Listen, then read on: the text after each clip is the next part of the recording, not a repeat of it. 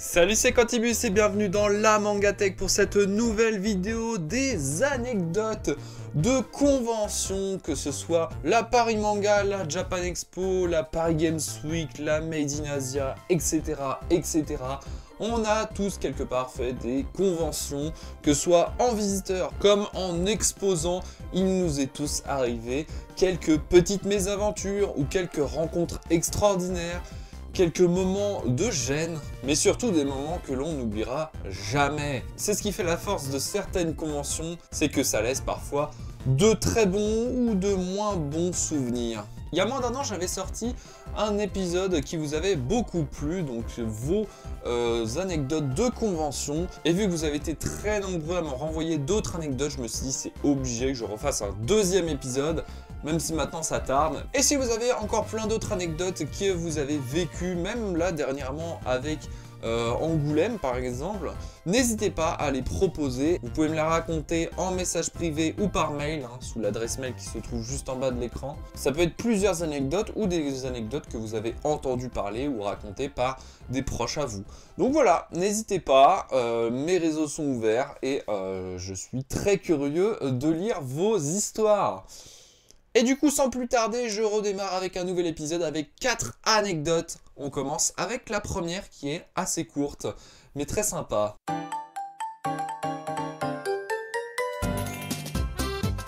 C'est une anecdote qui est partagée par Miroslave, qui est déjà d'ailleurs passé sur la chaîne, il me semble, dans la section des Mangatech de mes abonnés. Salut, je fais suite à ta vidéo anecdote en convention, j'en ai une pas mal. Japan Expo 2023, on voit un super robot avec ma copine et un ami, on prend une photo avec lui car il y a un concours sur Twitter, on la poste et il se trouve que nous sommes les seuls participants. On gagne, super content, et je reçois le lot, un carton rempli de sextoy. En fait, c'était pas un robot mais une mascotte de vaginette. On s'en est rendu compte quand on a reçu le colis, et donc il nous partage la photo du contenu du carton. Je pense que je vais pouvoir quand même vous le montrer parce que voilà, il n'y a rien de choquant, ça va. Mais alors l'anecdote, elle est trop rigolote parce qu'effectivement quand on voit la photo, bah ça ressemble pas du tout, enfin ça ressemble vraiment juste à un robot. Bon après ça aurait été quand même bien de votre part de vous renseigner à l'avance sur ce qu'était ce robot et cette marque. Mais oui, effectivement, bah voilà, c'était c'est assez rigolo. Vous êtes reparti de la convention avec un carton rempli de produits adultes. Voilà, je préfère utiliser des termes comme ça parce que je sais qu'il y a un peu tout le monde qui regarde mes vidéos, mais voilà, bon, celle-ci, c'était une anecdote très courte, mais très rigolote. Merci à toi, Miroslave, de me l'avoir envoyé, elle m'a fait beaucoup rire à la lecture.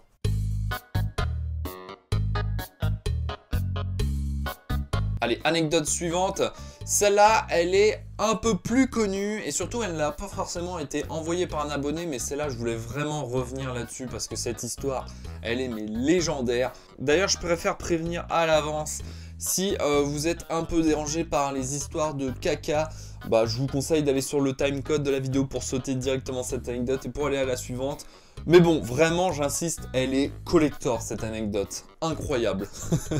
Et du coup, je vais lire l'article présent dans un blog qui a été écrit par... alors, j'ai plus son pseudo, au pire, je le mettrai lors de la vidéo. Mais au pire, je vous mets également le lien vers son blog. Je vais juste vous raconter le passage du caca de la Japan Expo 2024. Du coup, c'était il n'y a pas si longtemps en vérité, c'était la dernière Japan Expo. Chaque Japan Expo a sa petite histoire qui la met dans la légende. Et cette année, à partir du samedi après-midi, on a eu notre moment de joie et de fun en découvrant au fur et à mesure l'histoire du caca.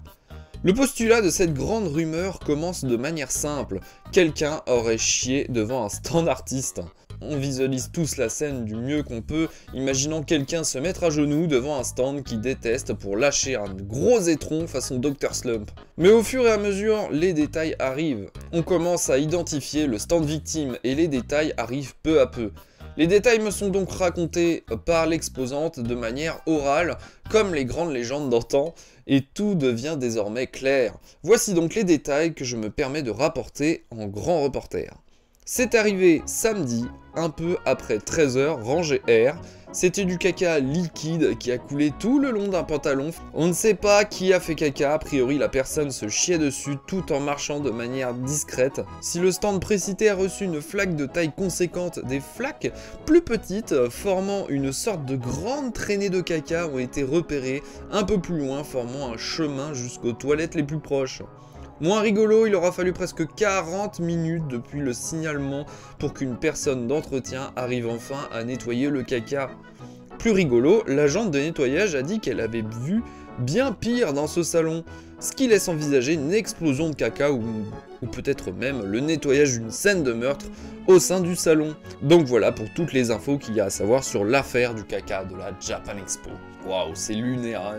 Ça va pas embellir l'image qu'on se fait des expos style Japan Expo. Il y a eu cette longue rumeur de l'odeur de la Japan Expo qui est souvent s'avère être vrai, hein. Beaucoup y vont sans forcément prendre de douche une semaine à l'avance. Donc par endroit t'as cette espèce d'odeur nauséabonde causée surtout par la sueur et la masse de monde, sachant qu'il faut pas oublier que la Japan Expo c'est en plein été quand il fait bien chaud. Mais si on rajoute en plus des histoires de caca et d'odeur d'excréments, alors là je vous laisse même pas imaginer la cata. Surtout que je vois à peu près où est-ce que c'était situé, c'était à l'endroit du coup comme nous le dit l'article, là où il y avait les stands d'artistes, donc ça doit être à peu près à l'entrée, vous savez, là où il y a toutes les rangées en carré là, à l'entrée de la convention, et donc c'est un endroit où il y a le plus de monde, vu que c'est là où tous les gens rentrent. Et donc voilà, je pense que le criminel, on va appeler ça comme ça, hein, mais le criminel a fait ça en douce, sans forcément que ça se voit vraiment, étant donné qu'il devait y avoir énormément de monde. Bien joué à lui, voilà, vraiment, méfait accompli. Moi, c'est du jamais vu, hein. J'ai jamais vu une dinguerie comme ça dans une convention, et fort heureusement.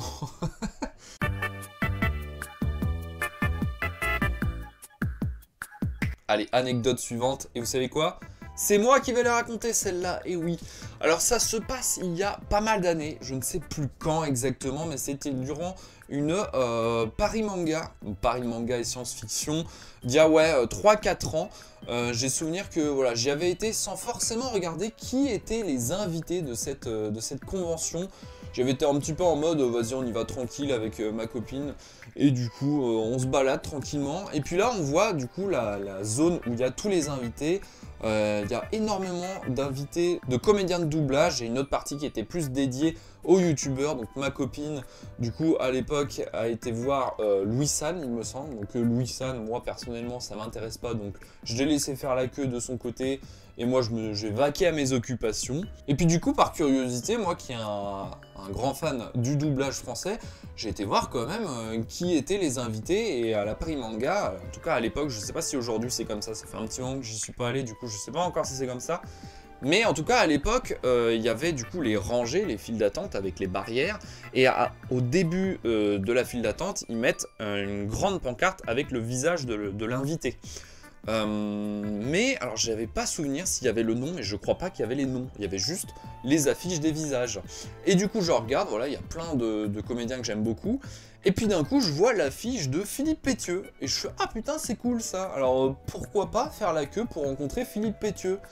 Donc Philippe Pétieux, pour ceux qui savent pas, c'est le doubleur français de Homer Simpson. Donc moi, très très gros fan de la série, je me suis dit, vas-y, let's go, au pire, j'ai que ça à faire, ma copine elle est déjà en train de faire la queue pour Louis Sen, elle va en avoir pour au moins 1 heure, bah autant faire la queue pour quelqu'un qui m'intéresse, moi, en l'occurrence, Philippe Pétieux, je l'ai jamais rencontré en plus, donc je me suis dit, pourquoi pas, on va faire la queue. Donc en faisant la queue, j'avais tout le temps de prévoir ce que j'avais lui demandé.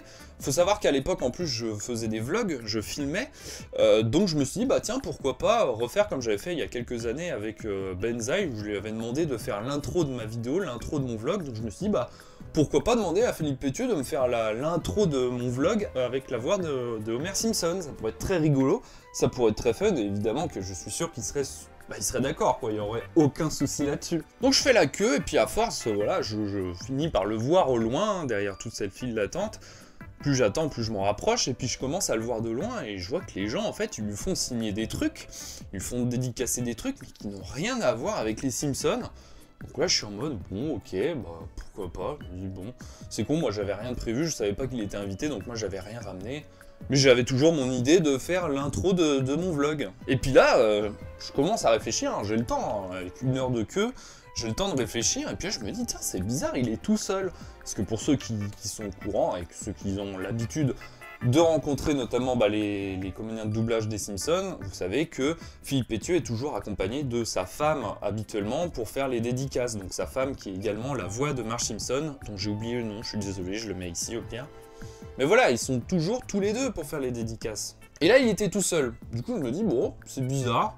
Mais bon, bah pourquoi pas, tu sais, ça peut arriver, hein. Des fois, ils ont peut-être pas les mêmes disponibilités, hein. Donc je fais la queue, je me rapproche quand même, hein. Là, on arrive bientôt. Et puis, me vient une idée, je me dis, bon, je vais quand même regarder sur internet les invités. Sur le site internet officiel de la Paris Manga, je vois pas Philippe Pétieux. Je me dis, mais il est pas du tout invité, pourtant il est devant moi. Et puis là, je tombe sur Frédéric Bourali. Donc pour ceux qui savent pas qui est Frédéric Bourali, c'est le comédien qui joue un personnage dans José, je crois qu'il s'appelle, José, dans Scène de ménage sur M6. Et là, je regarde... Et je me dis, oh la boulette. J'ai fait quasiment 1 heure de queue pour Frédéric Bourali, dont j'en ai vraiment rien à foutre. Mais vraiment, je m'en fous complètement de ce comédien, avec tout le respect que j'ai pour lui, je m'en fous. Et du coup, bah, je me suis barré, quoi. Je me suis dit, bah, tant pis, j'ai attendu peut-être 3/4 d'heure, mais je vais pas aller voir ce mec, je saurais même pas quoi lui dire, quoi. Et c'est après, en y réfléchissant, je me dis, mais putain, je suis passé à ça d'un moment les plus gênants de toute ma vie, je pense. Parce que là, ce qui se serait passé si j'aurais pas regardé sur internet qui était vraiment devant moi, c'est que j'aurais demandé à Frédéric Bourali de me faire l'intro de mon vlog avec la voix de Homer Simpson. Mais j'imagine même pas sa réaction, il aurait dû être en mode « Mais qu'est-ce que tu me racontes là? Qu'est-ce que tu me bats ?» Il y aurait eu ce long moment de gênance où peut-être qu'il aurait même fait une tentative d'imitation. Mais du coup, j'ai fini par regarder cette grande affiche où on voyait le visage de Frédéric Bourali et je me suis dit, mais oui, putain, en vrai, il y a un truc. En vrai, il y a un truc, ils se ressemblent. Et je sais pas, je devais pas être réveillé, je devais être fatigué par rapport à la convention. J'ai pas fait gaffe, mais en même temps, vous me l'enlèverez pas, mais les deux se ressemblent à peu près quand même. C'était mon histoire où j'ai failli me taper la plus grosse honte, en tout cas l'une de mes plus grosses hontes de ma vie.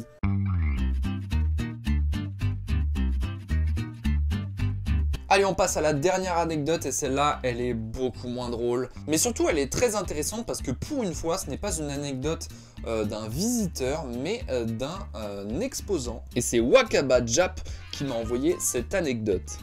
L'anecdote a eu lieu lors d'une convention du 27 et 28 mai 2017.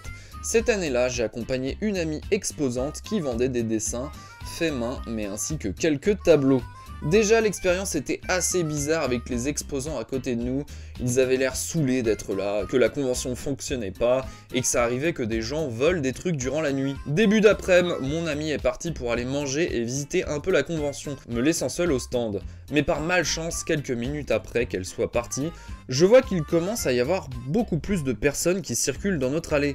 Devant le stand, il y avait une petite fille, une personne un peu ronde, et 3 jeunes, les mains dans les poches, qui bousculaient presque les gens. Je m'approche de la personne un peu ronde, parce qu'il voulait m'acheter un dessin. Et là j'attends, et je vois un truc tomber au sol. C'était un des 3 jeunes qui avait donné un coup, j'imagine sans faire attention, sur l'une des peintures de mon ami, ce qui l'avait fait tomber par terre.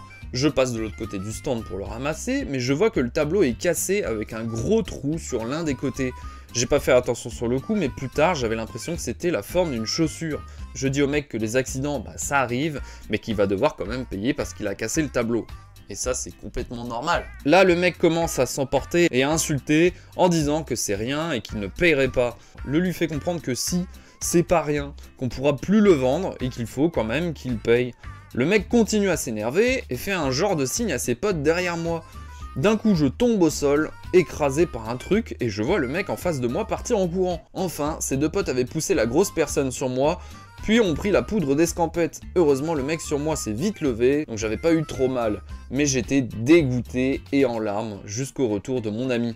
À la fin de la convention, on a remarqué que les 2 autres nous avaient volé des dessins, et on allait porter plainte, plus signaler ça à la convention. Donc voilà, une histoire qui est quand même... Enfin, qui finit assez mal. Alors j'ai demandé s'il y avait des suites par rapport à cette anecdote, j'ai pas eu encore de réponse, peut-être à l'avenir. Mais en tout cas voilà, bon c'est une histoire, bon désolé, on finit pas sur une très très belle note, mais en tout cas voilà, il faut savoir que ce genre d'incident, ça arrive dans les conventions, hein. On est à l'abri de rien. Et surtout par rapport au vol durant les nuits, parce qu'il faut savoir que les standistes et les exposants, ils montent leur stand la veille de la convention, et du coup, durant la nuit, les stands restent comme ça, ouverts, bien que bon, ce soit quand même dans des bâtiments fermés. Il peut y avoir des gens qui circulent, et c'est comme ça d'ailleurs qu'est arrivé des grands vols, notamment le fameux arbre du quartier japonais, je crois que c'était en 2023, le grand cerisier qui avait été volé, porté disparu. Enfin, des histoires comme ça, il y en a tellement malheureusement, mais bon, on est à l'abri de rien durant les conventions. Donc voilà, c'est la fin de cet épisode. Alors vous avez été très nombreux à m'envoyer plein d'autres petites anecdotes. Malheureusement, j'ai dû faire un choix, je voulais pas que la vidéo soit trop longue. Donc peut-être pour une prochaine fois, je vous saurai sélectionner. Comme vous avez vu, j'ai essayé de choisir des anecdotes qui sont assez différentes les unes des autres. J'avais souvent les mêmes anecdotes, souvent des rencontres par rapport à des invités. Mais dans ce cas-là, bon, il n'y a rien d'extraordinaire là-dessus. Je veux dire, vous êtes très nombreux à rencontrer des personnalités durant des conventions. Et c'est tout le but d'une convention souvent. Mais voilà, j'ai eu plein de petites anecdotes rigolotes. Il y en a certaines qui étaient très mignonnes, mais j'ai dû faire un choix, je suis désolé. Et encore une fois, peut-être pour une prochaine fois. Et si vous en avez, encore une fois, n'hésitez pas à me les envoyer via Discord en message privé ou Twitter en message privé, ou bien sur l'adresse mail lamangatech@gmail.com qui est affichée juste ici ou qui est en description. N'hésitez pas à me les envoyer, je lis tout et je réponds à tout le monde. Donc on se retrouve sur les réseaux. Si la vidéo, le concept vous a plu, n'hésitez pas à lâcher un petit pouce bleu, à le dire en commentaire et à vous abonner à la chaîne si ce n'est pas déjà fait. Et en attendant, on se dit à la prochaine. C'était Quantique Views de la Mangatech. Salut.